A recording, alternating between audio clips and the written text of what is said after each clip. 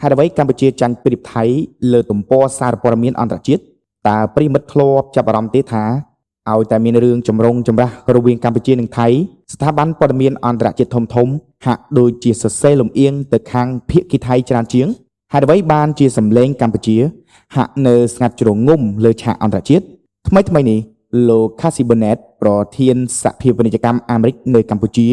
និងជាស្ថាបនិកសាលា ChemEd បានទម្លាយការពិតដ៏គួរឲ្យចាប់អារម្មណ៍មួយមិនមែនមកពីកម្ពុជាគ្មានហេតុផល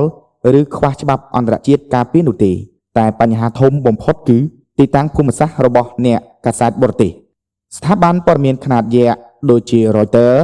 AP និង The Wall Street Journal ជាដើមសុទ្ធតែមានការិយាល័យប្រចាំតំបន់នៅទីក្រុងបាងកកឬសិង្ហបុរីជារៀងរាល់ថ្ងៃអ្នកកាសែតបរទេសទាំងនោះ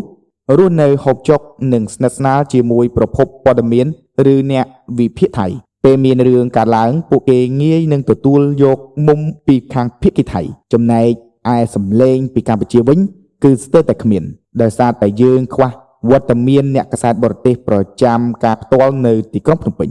ក្នុងនាមជាជនជាតិអាមេរិកនិងជាអ្នកដឹកនាំធុរកិច្ចកំពូលម្នាក់លោក Cassie បានផ្ដល់យុទ្ធសាស្ត្រមួយដ៏មុតស្រួចសម្រាប់កម្ពុជាគួរតែពិចារណាបើកចំហនិងសម្រួលការផ្ដល់អាជ្ញាប័ណ្ណដល់អ្នកកាសែតបរទេសលោកបានលើកឧទាហរណ៍ថា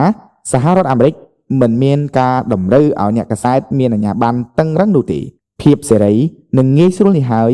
ដែលជាមេដែកតាក់ទាញស្ថាប័នព័ត៌មានជុំវិញពិភពលោកឲ្យទៅប្រមូលផ្ដុំនៅសហរដ្ឋអាមេរិកនិងធ្វើឲ្យសហរដ្ឋអាមេរិកអាចគ្របដណ្ដប់ប្រព័ន្ធផ្សព្វផ្សាយសកលបានយ៉ាងជោគជ័យបើកម្ពុជា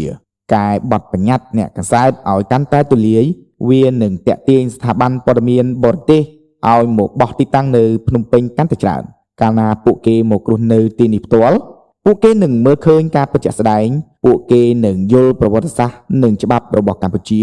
ពួកគេនឹងផ្សព្វផ្សាយសម្លេងពិតពីកម្ពុជាទៅកាន់ពិភពលោកដោយមិនឆ្លងកាត់ការបកស្រាយពីអ្នកនៅទីក្រុងបាងកកឡើយការការពារជាតិក្នុងសម័យ Digital មិនមែនមានតែកងទ័ពនៅសមរភូមិនោះទេការមានប្រព័ន្ធផ្សព្វផ្សាយដែលខ្លាំងនិងវត្តមានអ្នកកាសែតអន្តរជាតិក្នុងស្រុកគឺជាខែលការពារដ៏រឹងមាំបំផុតលើសពីនេះវាក៏ជួយលើកកម្ពស់មុខមាត់កម្ពុជាដើម្បីទាក់ទាញអ្នកវិនិយោគបរទេសផងដែរតើប្រិយមិត្តទស្សនិកជនយល់យ៉ាងណាដែរ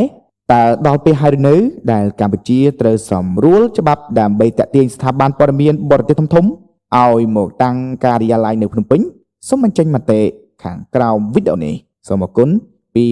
884 Today